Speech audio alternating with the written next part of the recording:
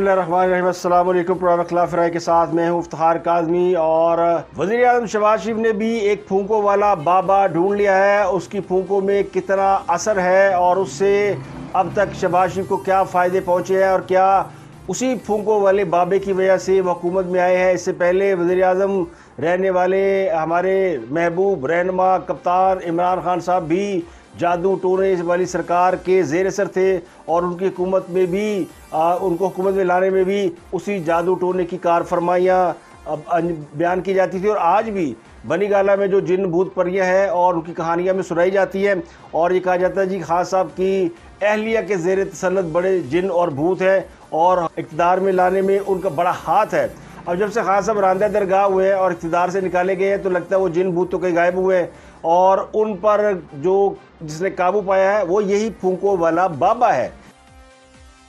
इस बाबे ने क्या क्या कारनामे किए ये बताया वज़ीर आज़म शहबाज शरीफ ने, लेकिन बात यही ख़त्म नहीं होती। इस पर बात करेंगे। अगली खबर ये है कि फ़रा उर्फ गोगी के बंदे को मिल गई है क्लियरेंस।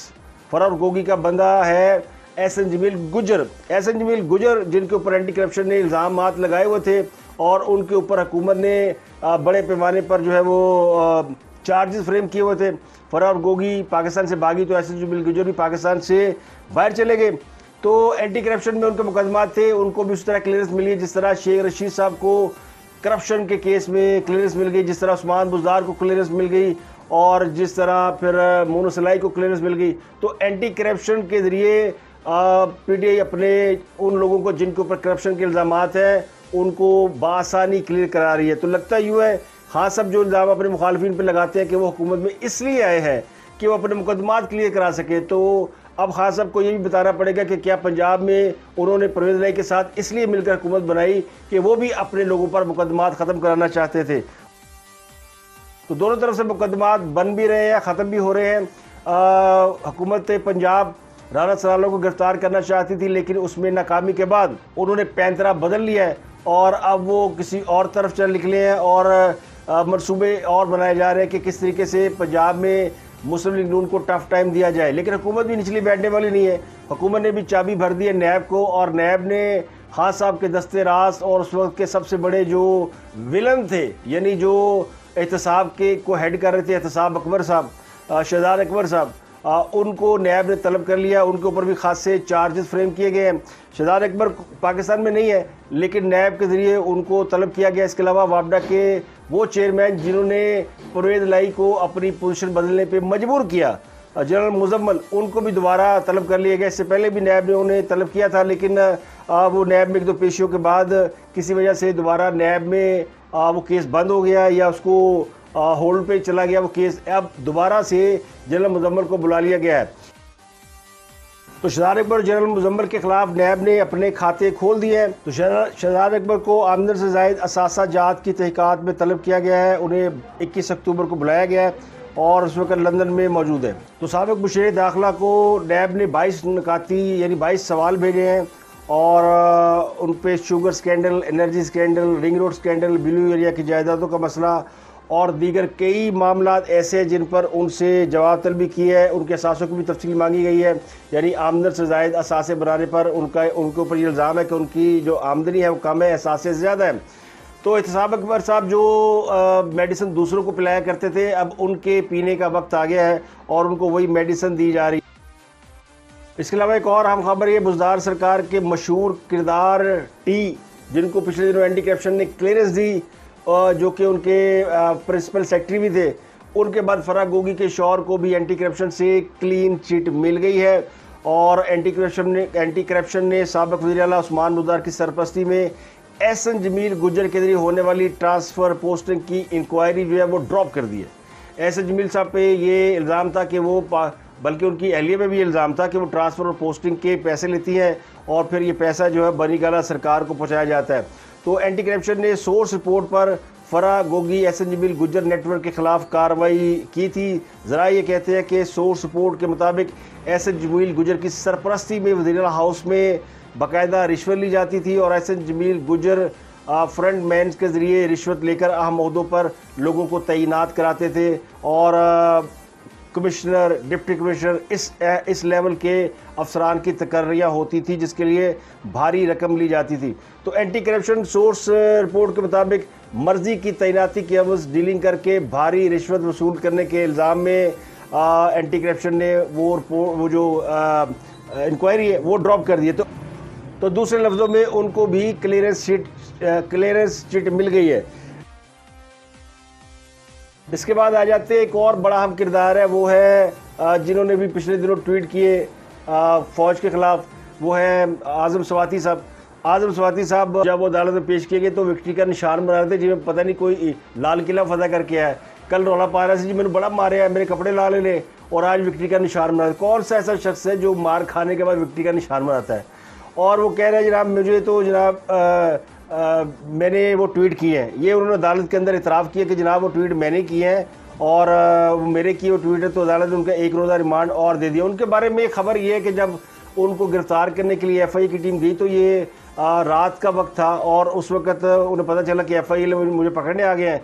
तो वो साहब भाग के एक गंदा नाला था उसमें छुप गए, जिसमें उनके घर के गटर का पानी जाता था। अब ये सोर्सेज की खबर है, मीडिया पे मौजूद है, जो यानी गटर की जो अमानत है वो गटर पे चली गई, लेकिन फिर उन्होंने गटर से निकाल ली। उन्होंने कहा नहीं पुत्र आजा, तू जो कीता ना भुगत। तो उनको पकड़ लिया। फिर FIA ने को 3 घंटे वो छुपे रहे और 3 घंटे बाद वहाँ से बरामद हुए। तो उनके बारे में ये इंकशाफ हुआ है कि उन्होंने गिरफ्तारी से बचने की भरपूर कोशिश की। एक तरफ वो कहते हैं गिरफ्तारी से डरते नहीं, दूसरा पूरी कोशिश करते गिरफ्तारी से बचने के लिए। और एक और ख़बर यह है कि मुस्लिम लीग नून ने एतजाज़ अहसन के बयान के ख़िलाफ़ कार्रवाई का फ़ैसला किया है और कैप्टन सफदर ने एतजाज़ अहसन के ख़िलाफ़ तौहीन अदालत की दरख्वास्त इस्लामाबाद हाई कोर्ट में दायर कर दी है। पिछले दिनों जो एतजाज़ अहसन ने बयान दिया था शरीफ ख़ानदान की फैमिली, शहबाज शरीफ और हमदा शहबाज की जो बरीयत हुई थी और मरीम नवाज़ जिस केस में क्लियर हुई थी, उसके हवाले से उन्होंने अदालत के फ़ैसले के ऊपर जो क्रिटिसिज्म किया था एतजाज़ अहसन ने, उसके ख़िलाफ़ उन्होंने तौहीन अदालत की दरख्वास्त दायर की है। इससे पहले एतजाज़ अहसन के ख़िलाफ़ आर्टिकल 6 के तहत भी कार्रवाई करने का हुकूमत अंदिया दे चुकी है और ये वज़ीर दफ़ा ख्वाजा आसिफ ने प्रेस कॉन्फ्रेंस में कहा था कि एतजाज़ अहसन के ख़िलाफ़ आर्टिकल 6 के तहत कार्रवाई हो सकती है। एतजाज़ अहसन ने गुज़श्ता दिनों शरीफ ख़ानदान के केसेस में बरी होने पर बयान दिया था और उनका कहना था कि नवाज शरीफ बड़ी आसानी से हर चीज़ से निकल जाते हैं और किसी ने सोचा था कि पाकिस्तान से भागा नवाज शरीफ बेटी को बराबर बिठाकर प्रेस कॉन्फ्रेंस करेगा और इसी तरह ये नहीं उन्होंने ये बयान दिया था। तो उनके खिलाफ भी हुकूमत ने अदालत में दरख्वास्त दायर कर दी है। तो वज़ीर शहबाज शरीफ को जो फूंको वाला बाबा मिला है उसके बारे में आपको बताते हैं। वो खिताब कर रहे थे मुफ्ती महमूद कॉन्फ्रेंस के दौरान और इस दौरान उन्होंने मौलाना फजल रहमान की तरफ इशारा करते हुए कहा कि जब भी हजरत फूंक मारते हैं तो उनके बहुत से काम हो जाते हैं। उन्होंने दावा किया कि सागदार साहब भी मौलाना फजल रहमान की फूंकों की वजह से वापस आए हैं और उन्होंने कहा कि जब भी पेट्रोल की कीमतें बढ़ने लगती हैं 15 दिन के बाद जब ये मौका आता है कि पेट्रोल की कीमतें हमें उनका फ़ैसला करना होता है तो मेरी नींदें उड़ जाती हैं। तो इसलिए मैं मौलाना साहब की तरफ देखता हूँ कि वो हम उनसे रजू करते हैं कि फूंक मारें तो हमारी जो वो पेट्रोल की जो प्राइस है वो कम हो जाए बजाय बढ़ने के। तो उन्होंने कहा मौलाना फजल रहमान की फूंकों का जिक्र कर रहा हूँ और फूंके मारना जायज़ है, मैं जादू टोने की बात नहीं करता। तो यानी उन्होंने एक ही वार में यानी 2 काम कर दिए, एक ही झटके में 2 बंदों को ज़िबा कर दिया। एक उन्होंने मौलाना फजल रहमान को उन्होंने एक अपना यानी पीर मुर्शिद करार दे दिया और दूसरी तरफ उन्होंने इमरान खान साहब की भी जो है ना वो विकेट उड़ा दी और कहा जी कि वो तो चूँकि जादू टोने के ज़रिए सारे काम करते हैं तो हम वो काम करते हैं जो एक्चुअली इस्लामी काम है, जिसमें आयात कुरानी पढ़ने के बाद फूंकें मारी जाती है जिससे लोगों को शिफा मिलती है, उनको फ़ायदा या फ़ाका होता है। तो ये उनके बाबा जी हैं, यानी आज से फिर बाज़ाब्ता तौर पर समझ रहे हैं कि मौलाना फजल रहमान उनके पीरो मुर्शिद हैं और जो उनकी नींदें उड़ रही हैं पेट्रोल की कीमत की वजह से उड़ रही हैं और दूसरी नींदें उनकी उड़ी हुई है कि सागदार लंदन गए अमेरिका गए हुए हैं तो वहाँ से क्या लेके आते हैं। अभी तो IMF उन्हें कह रहा है कि जो पुराना मुआहिदा जो कर गया मुफ्ती इस्माइल साहब उसके ऊपर टिके रहे। IMF के साथ एक तो पाकिस्तान को ये कर्ज़ों की रीशेड्यूलिंग करनी है और दूसरा IMF के साथ जो मुआहिदा हुआ है जो मुफ्ती इस्माइल साहब कर गए जिनके मुताबिक हर माह पेट्रोलियम लेवी में इजाफा करना होता है, उसकी कमी या उसमें उस मुआहिदे को ख़त्म करना है और पेट्रोल की कीमतों को कुछ अरसे के लिए फ्रीज़ करना है। तो ये अभी इसमें वो लगे हुए हैं, इसमें भी उनको ज़्यादा कामयाबी नहीं हुई, लेकिन अगर ये हुकूमत को कामयाबी हो गई तो ये बहुत बड़ा ब्रेक थ्रू होगा।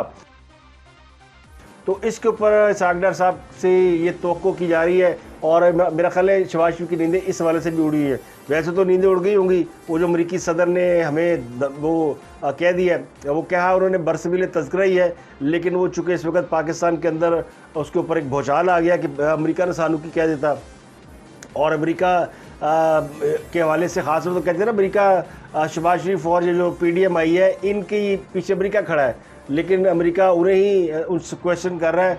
तो इसका मतलब है कि इमरान खान साहब की ये वाली भी जो थ्योरी है वो गलत साबित हुई। आज इलेक्शन है पूरे मुल्क में 8 सीटों के ऊपर कौमी असम्बली की और 3 सूबाई असम्बली की नशिस्तों के ऊपर। तो खास साहब के लिए 8 की 8 सीटें जीतना ये उनके लिए बड़ा ज़रूरी है, इसलिए कि उनका नैरेटिव ये है कि वो इस वक्त पाकिस्तान के सबसे पॉपुलर हुक्मरान है, इसलिए उन्होंने किसी और को अपनी सीट पर खड़ा करने का रिस्क नहीं लिया। ख़ुद उन्होंने 8 की 8 सीटों पर वो खड़े हो गए हैं, और अगर वो जीत जाते हैं तो फिर हुकूमत क्या करेगी। हुकूमत के लिए एक बड़ा चैलेंज ये होगा कि अगर इमरान खान साहब अगर वो जीत जाते हैं 8 की 8 सीटों पर, तो फिर तो इस हुकूमत में रहने का अखलाकी तौर पर जवाज़ भी ख़त्म हो जाएगा।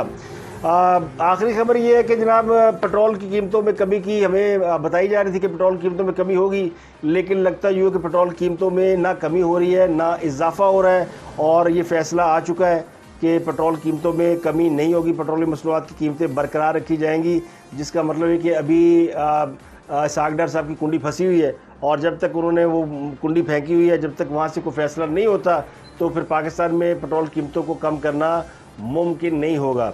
तो अब तक के लिए इतना ही। आपसे मुलाकात होती है अगले व्लॉग में। अपना गिरदुनवा के लोगों का बहुत ख्याल रखिएगा।